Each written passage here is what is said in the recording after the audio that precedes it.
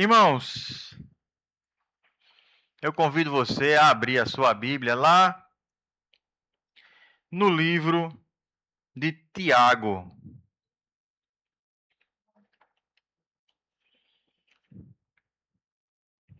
Nós vamos ler do capítulo 1 até o capítulo, até o capítulo não, né? Versículo 1 até o versículo 4. Tiago 1, de 1 a 4. Quem veio pela manhã viu que nós começamos aqui na igreja uma série de mensagens chamada aí as perguntas de Jesus. E nós estamos caminhando por elas, vamos caminhar por elas nos evangelhos, mas em alguns momentos, assim como foi com o Sermão do Monte, em outras séries que nós fizemos, nós vamos sair da série para tratar de outros assuntos que o Senhor vai colocando em nossos corações. Então hoje à tarde não estamos na série, mas estamos diante da palavra de Deus para tratar de um assunto certamente relevante para as nossas vidas. Vamos orar para a gente começar esse momento?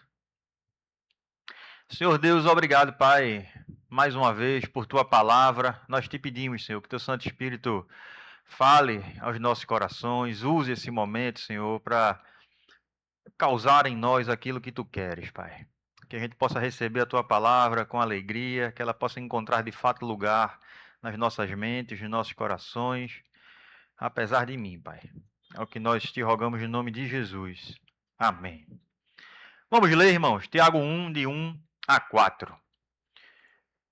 Tiago, servo de Deus e do Senhor Jesus Cristo, as 12 tribos dispersas entre as nações. Saudações. Tiago está começando a carta dele aqui. Meus irmãos, considerem motivo de grande alegria o fato de passarem por diversas provações, pois vocês sabem que a prova da sua fé produz perseverança. E a perseverança deve ter ação completa, a fim de que vocês sejam maduros e íntegros, sem lhes faltar coisa alguma. A gente vai ler até aqui. Eu queria começar somente explicando que a carta de Tiago é uma carta muito prática. A carta de Tiago é uma carta que é basicamente sobre como viver a fé, sobre como conduzir a vida da forma que Deus quer que ela seja conduzida. Então, Tiago, desde o início, já começa tratando de assuntos muito, vamos dizer assim, operacionais. Ele vai falando realmente de prática, de como colocar na vida, na realidade, no dia a dia, aquilo que Jesus ensinou.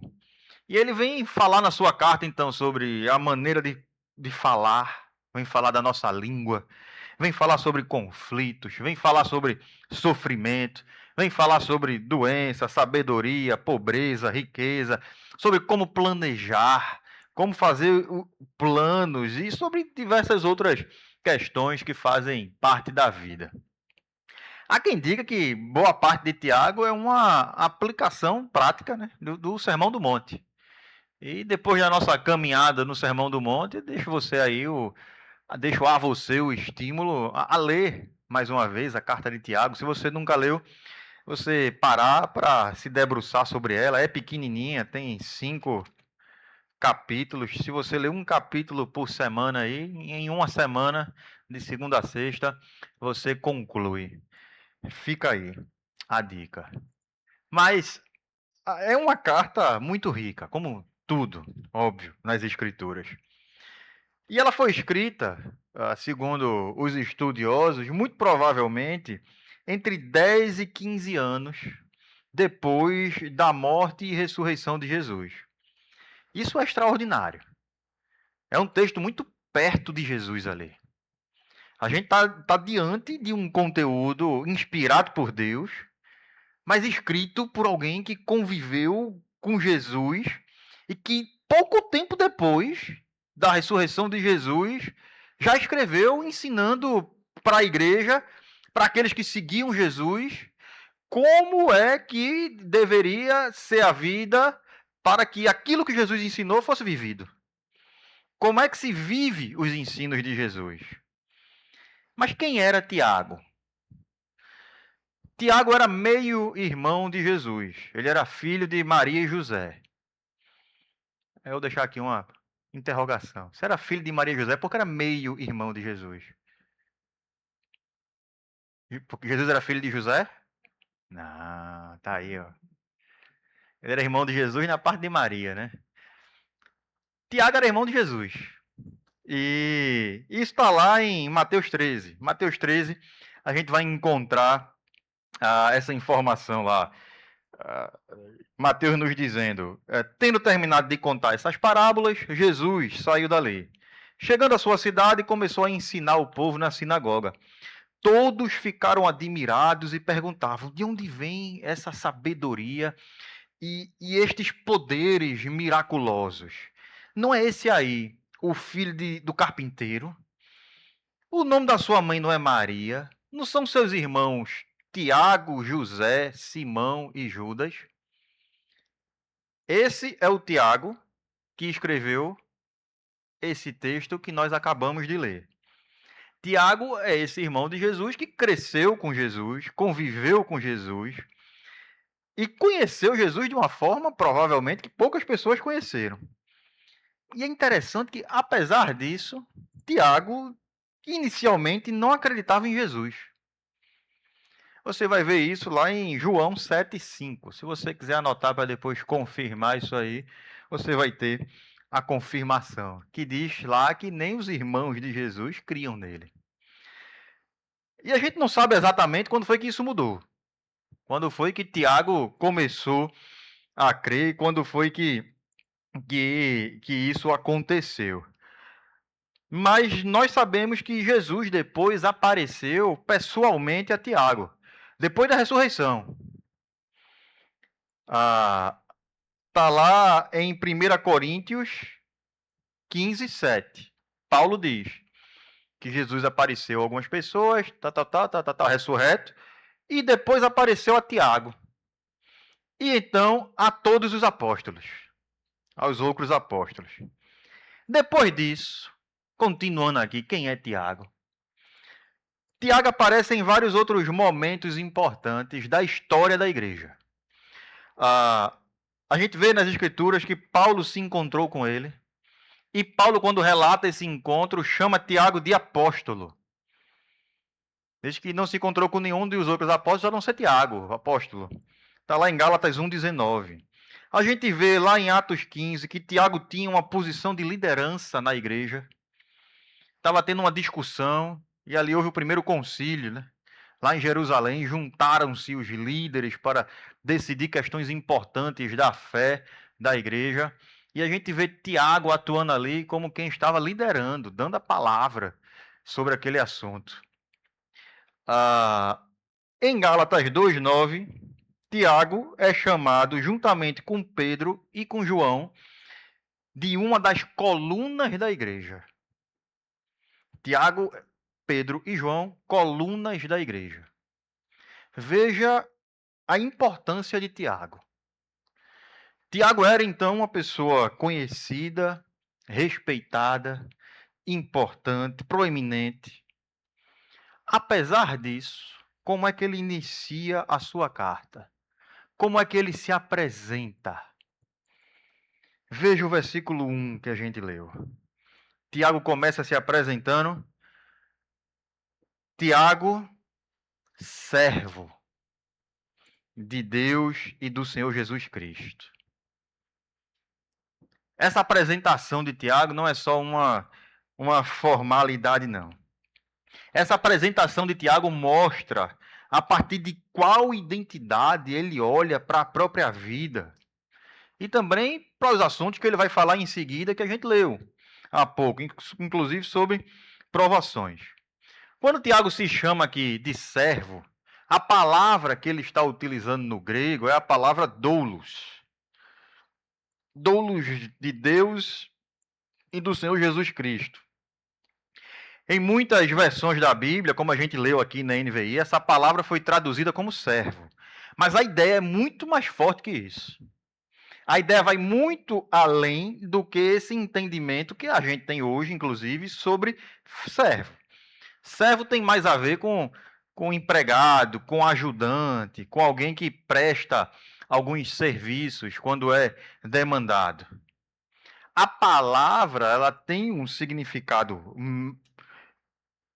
mais verdadeiro, ou poderia ser traduzida com mais precisão, como escravo.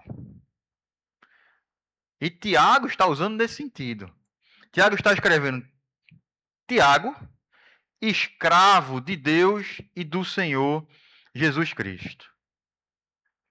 Isso é importante porque Tiago está dizendo, com essas palavras, que ele pertence a Deus e ao Senhor Jesus Cristo. Ele poderia ter se apresentado como Tiago, irmão de Jesus, Tiago, coluna da igreja, Tiago, apóstolo do Senhor Jesus Cristo. Mas ele escolhe se apresentar como alguém que pertence a Cristo e está debaixo da sua autoridade. Ele prefere se apresentar como um escravo. Ele escolhe se apresentar como um escravo. E isso é importante. Eu repito, não é só um servo, um empregado. Um empregado, um servo, ele presta serviço em determinados horários, dentro das condições estabelecidas. Quem trabalha aqui sabe muito bem que você é quase um escravo, mas não é um escravo. Você tem horário, você tem as condições estabelecidas, você tem o tempo que você doa ao seu empregador, mas chega uma hora ali que você faz tchau, vou para casa, vou viver a minha vida. Já não tenho mais nada a ver com isso aqui.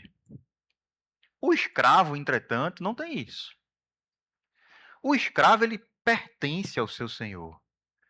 A sua vida não é dividida em momentos em que ele serve e não serve, em que ele está à disposição do seu senhor e agora não está mais. O escravo, ele está completamente debaixo do senhorio daquela pessoa que é o seu dono. E está o tempo inteiro debaixo desse senhorio. A vida inteira. Tiago está se colocando assim. Toda a sua vida está debaixo do senhorio de Cristo. Sua posição na igreja, seu nome, sua proximidade familiar com Jesus, tudo isso era secundário diante disso que define de verdade a sua identidade. Ele pertence ao Senhor. E essa verdade precisa colocar algumas coisas em seus devidos lugares. Quando a gente entende isso, a gente precisa saber como lidar com essa verdade. E eu queria pelo menos tratar de duas questões aqui, muito rápido, sobre isso. Primeiro, é que é muito fácil a gente se relacionar com Deus somente em momentos específicos, somente em coisas específicas, e a gente viver o resto da vida como se ela pertencesse a nós. É muito fácil a gente desenvolver esse tipo de relacionamento com Deus que a gente desenvolve com o nosso empregador. Numa analogia, usando a analogia que eu usei aqui. A partir de tal hora até tal hora, no domingo eu estou à disposição, Senhor. Mas depois disso, larguei.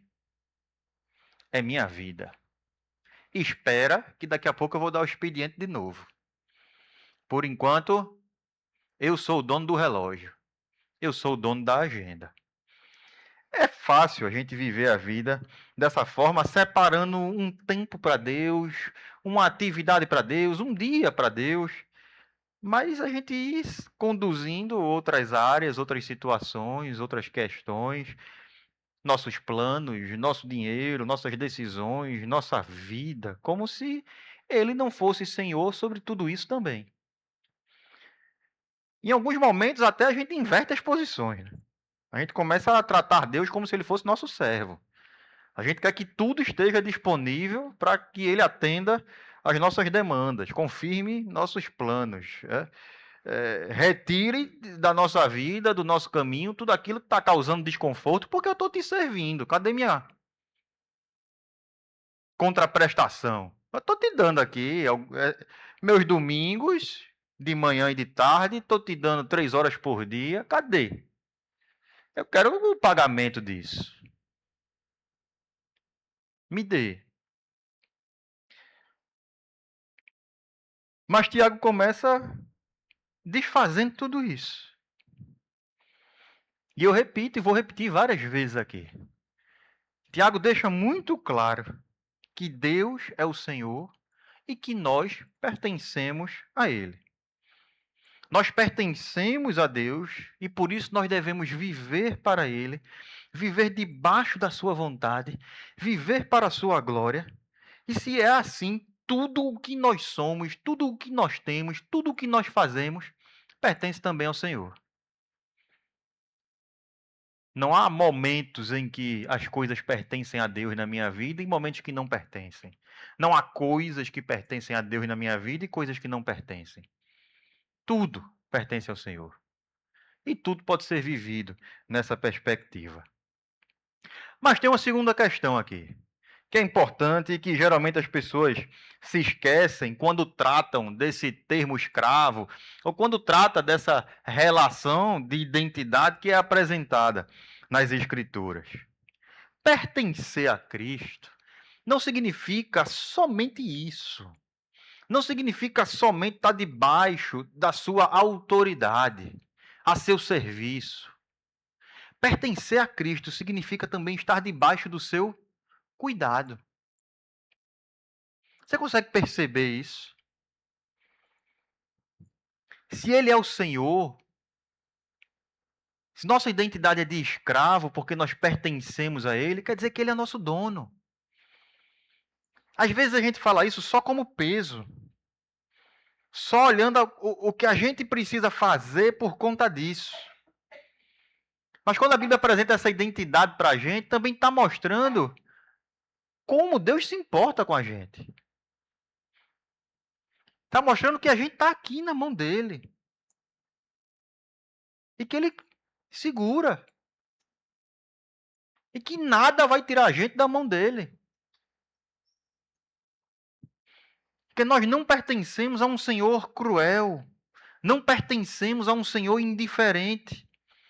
Pertencemos a um Senhor que nos ama e que entregou a própria vida para nos salvar.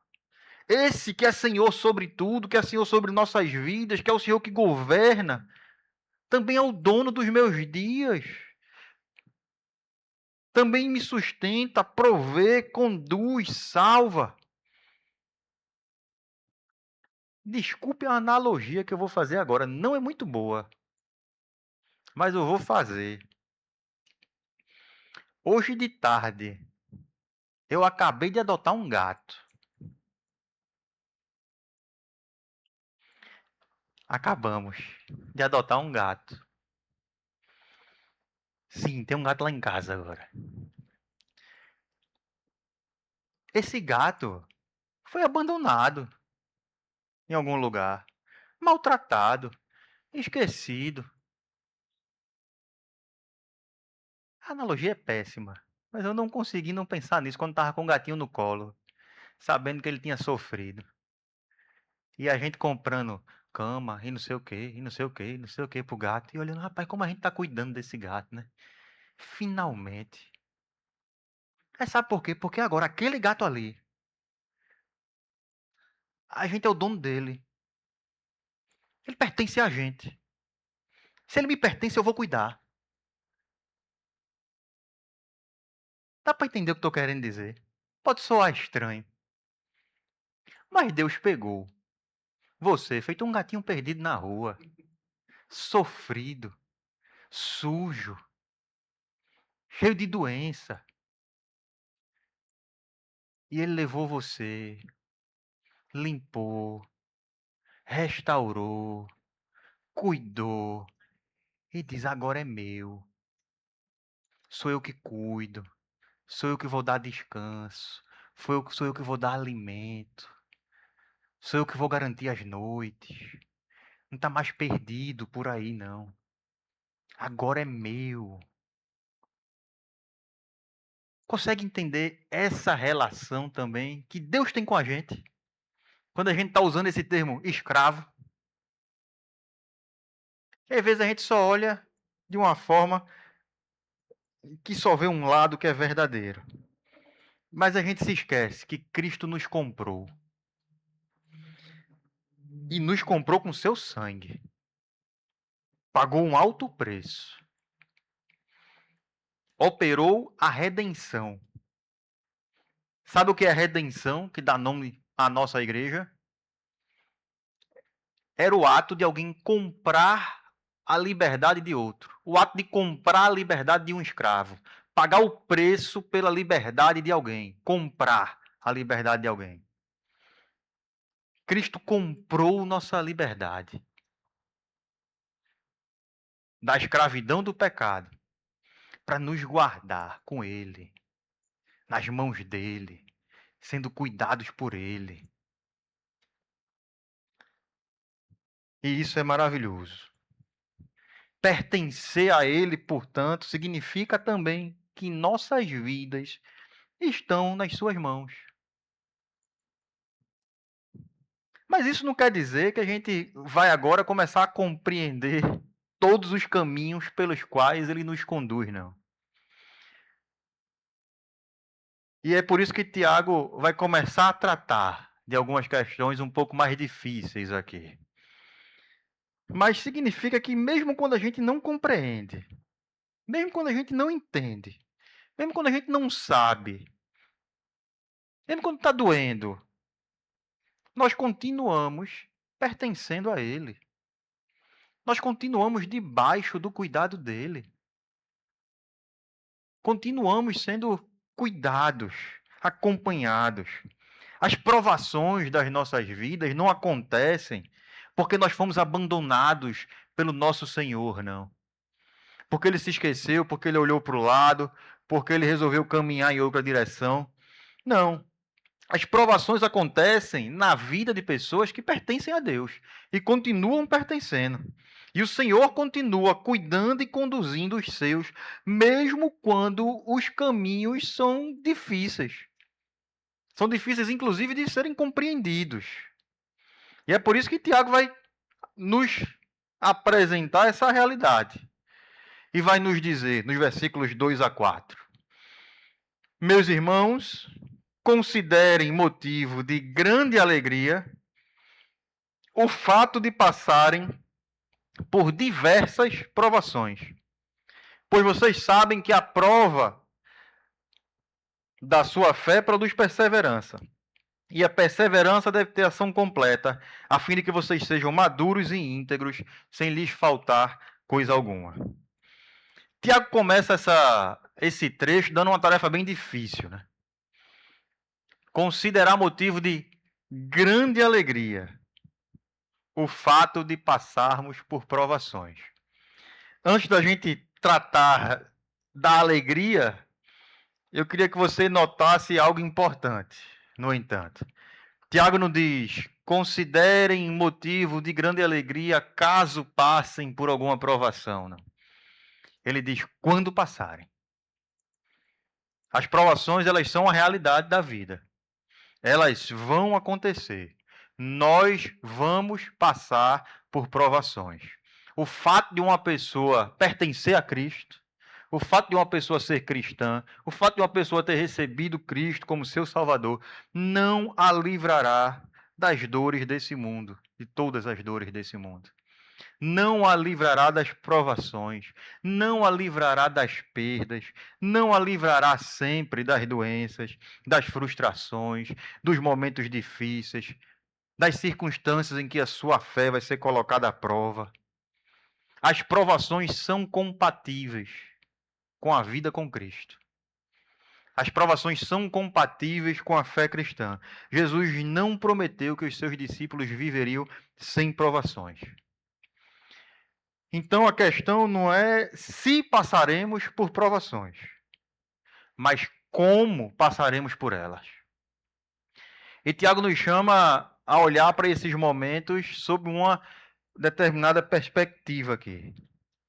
Primeiro, considerar motivo de grande alegria o fato de passar pelas provações. Quando ele fala isso, ele não está dizendo que a gente deve fingir que a dor não existe. Ele não está dizendo que a gente tem que colocar um sorriso no rosto quando o coração está machucado, quebrado, quando a gente está com medo. A Bíblia não nega também a tristeza. A Bíblia não nega nem nos manda negar a tristeza. Nós temos diversos salmos de lamentos, onde homens de Deus estavam expressando ali a sua tristeza diante de Deus. Mas Tiago está dizendo que as provações não são em vão. Existe algo que Deus produz por meio das provações. Talvez a gente não saiba por que determinada coisa aconteceu. Talvez a gente não saiba porque Deus permitiu que uma situação continue até agora e não se acabe. Porque alguma situação se prolongou. Talvez a gente não consiga compreender muitas vezes o que Deus está fazendo naquele exato momento. Mas isso não significa que Deus não esteja fazendo alguma coisa. Tiago está ensinando aqui e nos ensina em sua carta que a provação não é desperdiçada por Deus. O mesmo Senhor a quem nós pertencemos é aquele que governa essas situações. E se a gente pertence a Ele, até mesmo esses momentos difíceis estão debaixo do governo dele, da soberania dele e do cuidado dele. Eu me lembro até de uma frase de Spurgeon, que já mencionei aqui algumas vezes, que certa vez disse: há algumas virtudes suas que jamais seriam descobertas se não fossem as provações pelas quais vocês passam, pelas quais você passa. Há algumas virtudes suas que jamais seriam descobertas se não fossem as provações pelas quais você passa. No meio das provações, há coisas sendo aprimoradas por Deus em nós. Há coisas que estão sendo transformadas por Deus em nós. Há coisas que não agradam a Deus em nós, que estão sendo retiradas através das provações. As provações fazem em nós coisas que o caminho confortável não faz.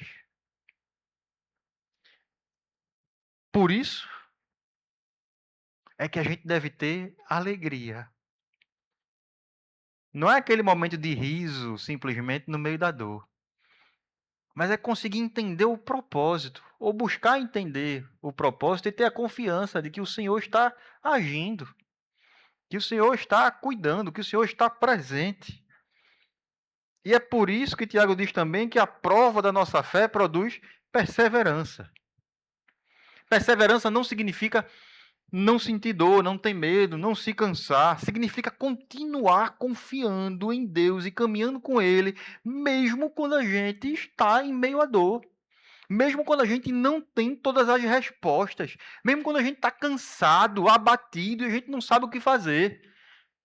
Mas continuar caminhando com Ele, permanecer debaixo da sua vontade, quando era muito mais fácil abandonar o caminho, fazer outra coisa, tomar uma decisão própria. Mas continuar confiando, continuar orando, ainda que a resposta demore, continuar crendo no caráter de Deus, ainda que as coisas não estejam acontecendo, ainda que a provação esteja presente. A provação, ela coloca a nossa fé à prova, porque ela revela se a nossa confiança está realmente em Deus. Se a gente realmente consegue acreditar em quem Ele é. E é nesse processo, então, que a perseverança vai crescendo. E a gente vai aprendendo a ser cada vez mais perseverante. Porque a perseverança não é produzida numa vida sem resistência. Mas a perseverança ela é produzida quando a fé é pressionada. Quando a fé é pressionada e continua firme. E é pressionada e continua firme. E é pressionada e continua firme. Aí a gente está perseverando. e aprendendo a ser perseverante. É claro que diante das provações, a gente pode pedir a Deus que Deus nos livre delas. E a gente deve pedir e deve confiar, ter esperança nisso.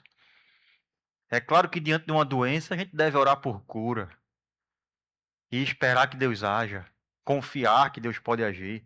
É claro que diante do desemprego ou de uma dificuldade, a gente pode pedir que Deus abra uma porta, que Deus mude uma circunstância no trabalho, uma circunstância na família, uma circunstância numa relação.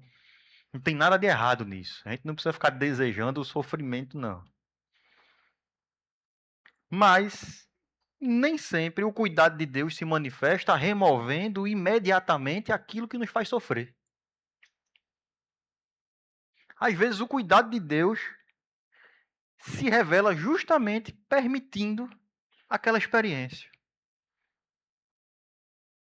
aquele momento, aquela situação, para ir nos tratando, para ir nos aprimorando, para ir nos ensinando.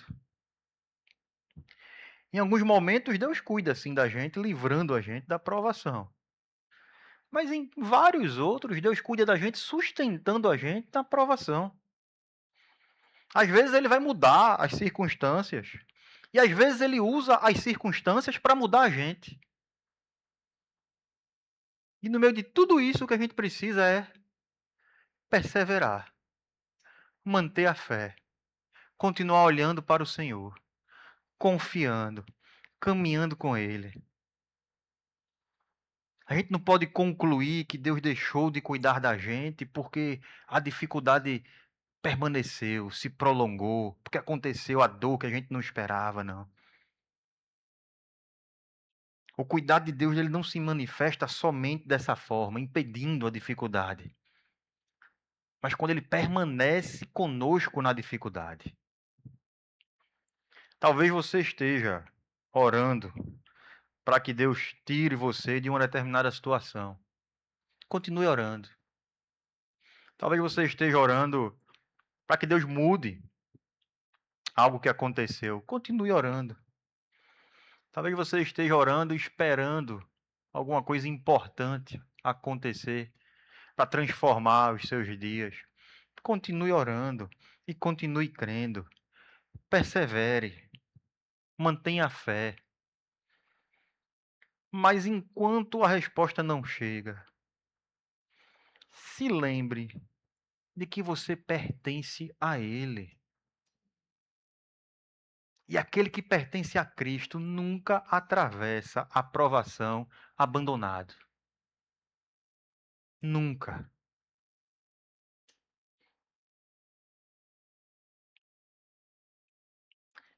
E é justamente assim que a perseverança completa a sua obra, o seu percurso, causando a maturidade, né? Não é nos tornando pessoas que nunca sofrem, não. Mas pessoas cuja fé não depende mais das circunstâncias favoráveis. A aprovação amadurece a gente, porque ensina a gente a continuar firme, quando aquilo que sustentava a nossa sensação de segurança já não existe mais. Acabou. Às vezes é tão fácil de perceber.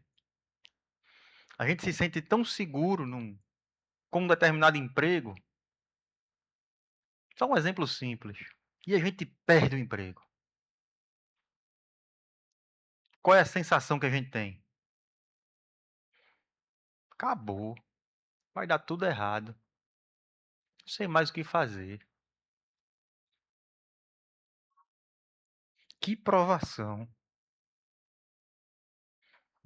Mas se a gente conseguiu trilhar esse percurso do amadurecimento, a gente vai ver que o que nos sustenta, que nos dá segurança, não era aquele emprego, era o meu Senhor. E eu continuo na mão dele. E se ele me tirou dali, alguma coisa ele vai fazer. Pode doer, mas ainda que doa, alguma coisa ele está fazendo. Pode ser que eu não perceba agora, e eu só perceba lá na frente. Pode ser que eu não perceba nunca o que foi. Eu não entenda nunca o porquê. E leve para o túmulo essa dúvida. Mas eu posso crer que aquele caminho foi o melhor. Que eu não estava entregue ao acaso. Que o meu dono estava cuidando de mim. Ainda que eu não entendesse o que é que ele estava fazendo. Eu permaneci ali, nas mãos dele, sustentado e cuidado por ele. Talvez seja algumas dessas coisas que Deus está produzindo em você agora, na sua vida, na sua dor, no seu momento, nas situações que você tem vivido, que você viveu. Você talvez não receba a resposta para as suas perguntas, mas talvez Deus esteja lhe dando a oportunidade de ter uma fé mais firme, uma fé mais madura, de conhecê-lo mais, conhecê-lo melhor. E Deus não está lhe dando o controle da situação, mas Ele está lhe dando uma confiança profunda de que Ele está no controle. E isso é libertador. Que Ele continua sustentando você. Que Ele sabe o amanhã. Por isso Ele está fazendo isso hoje. Está permitindo isso hoje. Está trabalhando em você hoje.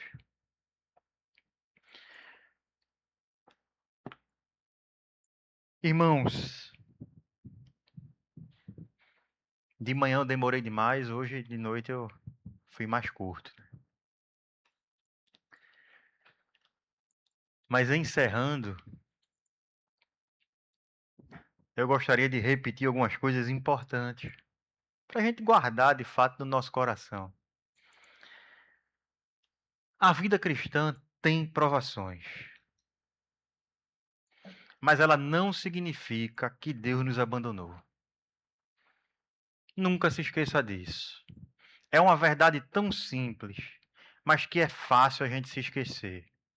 A gente se cansa no meio da provação. A gente fica saturado. A gente fica irritado. E a gente termina correndo para outro lugar, ao invés de perseverar, ao invés de permanecer crendo, confiando, caminhando. Não se esqueça dessa verdade tão simples. Não se esqueça que nas mãos de Deus, aquilo que lhe fere hoje pode ser utilizado para fortalecer a sua fé, para lhe trazer para mais perto dele, para produzir maturidade, perseverança. Talvez hoje você ainda não consiga perceber o que é que ele está produzindo. Talvez hoje você só sinta e só veja o peso do que você está vivendo. Mas eu repito, e repito, sua vida não está abandonada. Você pertence a Cristo e está sendo cuidada por Ele. Está sendo cuidado por Ele. Por isso a sua oração hoje pode ser: Senhor, muda essa circunstância. Eu preciso de uma resposta aqui. Eu preciso que isso seja diferente. Por favor, Senhor, muda, se for da tua vontade. Mas enquanto a circunstância não muda, me sustenta, Senhor, no meio dela. Guarda a minha fé. Produz em mim perseverança. Não permita que eu me esqueça que eu pertenço a ti, que eu estou nas tuas mãos, que eu sou amado por ti, que eu sou guardado por ti.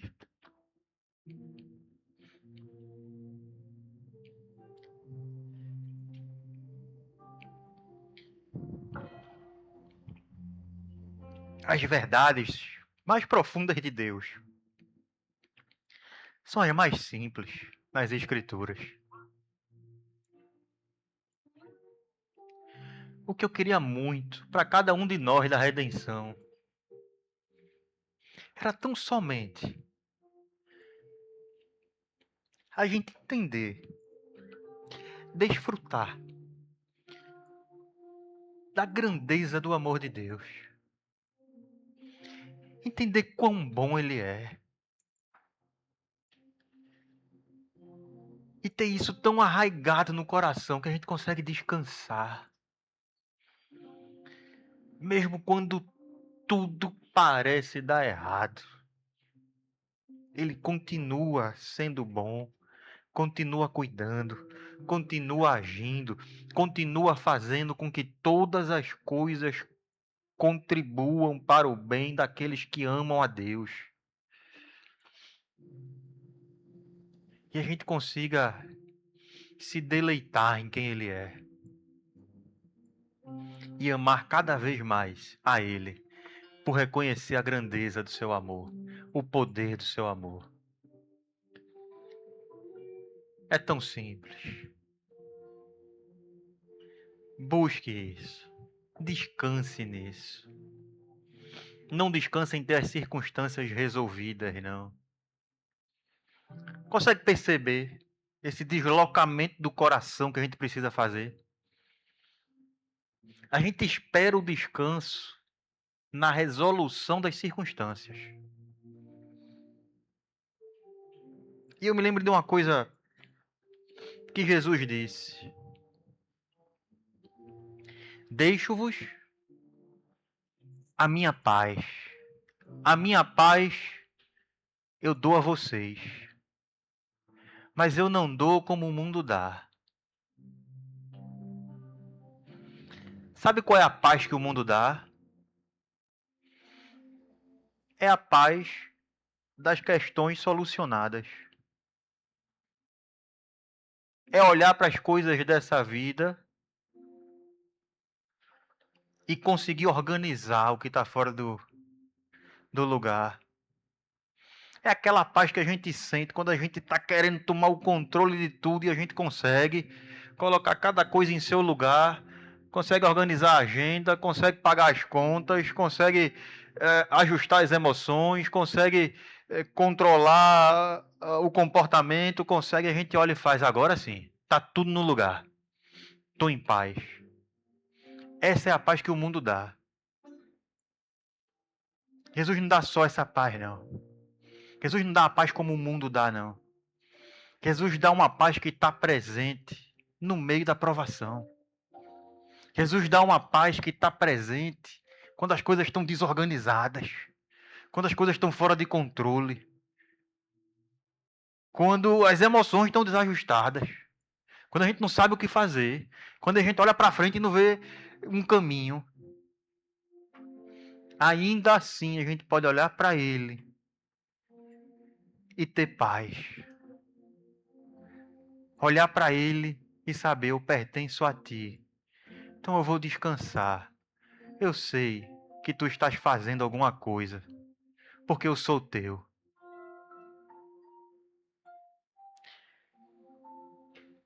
Vamos cantar sobre esse amor e esse cuidado do Senhor, agora para encerrar o nosso momento. Nós vamos orar, irmãos, e eu gostaria que você saísse daqui se sentindo envolvido completamente por esse amor do nosso Deus. Que você pegasse aquela circunstância que está pesando tanto no seu coração, que está lhe trazendo ansiedade, medo do futuro, que você olha para frente e só vem incertezas na sua cabeça. E aquele misto de situações e emoções, que você pegasse tudo isso e colocasse aos pés do seu Senhor, que te ama, que está guardando os seus dias, que está guardando o seu futuro, que está no controle, que está cuidando de cada detalhe que está acontecendo na sua vida hoje, que aconteceu ontem, que vai acontecer amanhã, porque você pertence a Ele e nada pode tirar você das mãos dele, e nada pode te separar do amor dele. Saia daqui envolvido, mergulhado nesse imenso amor, gracioso amor. Saia daqui satisfeito em Deus. E é aquilo que John Piper tanto repete. E é uma verdade para as nossas vidas. Quanto mais satisfeito em Deus você for, mais glorificado Deus será na sua vida. Satisfaça-se no Senhor, deleite-se do Senhor. Descanse nos braços dele. E ele vai ser cada vez mais glorificado na sua vida. Vamos orar. Senhor Deus, obrigado, Pai, por teu amor gracioso. Teu amor que é concedido a nós sem que a gente mereça. Teu amor que é concedido a nós sem que a gente precise fazer qualquer coisa. Senhor, que a gente possa confiar plenamente nesse amor, Pai. Te pedimos que a gente possa, Senhor, descansar em quem Tu és. Descansar na certeza de que nós pertencemos a Ti. Somos Teus servos, Teus escravos, não somente porque Te obedecemos, mas porque Tu nos compraste, Senhor. Porque Tu nos trouxestes para Ti. E porque Tu nos guardas. Tu cuidas, Senhor, de nós. Que a gente possa descansar nessas certezas tão simples das Tuas Escrituras, Pai, mas que o mundo rouba tão fácil dos nossos corações. Que a gente possa se deleitar nessas verdades maravilhosas, Senhor. Que a gente possa sair daqui hoje se sentindo amado, Pai. Amado por Ti, sem peso, sem culpa, sabendo que a gente não precisa dar nada em troca desse amor, porque nós já recebemos de Ti, por quem Tu és. Não por nossa performance, não por nosso merecimento, mas tão somente por quem Tu és. Tu nos amaste tanto, e nos ama tanto e nos sustenta. Que a gente possa desfrutar, Senhor, desse amor maravilhoso, com alegria e prazer nos nossos dias, Pai. E que o amor de Deus, o nosso Pai, que a graça de Cristo, que a comunhão do Santo Espírito, o poder do Santo Espírito, seja com cada um de nós e com todo o povo de Deus espalhado na face da terra, o que nós te rogamos. Amém.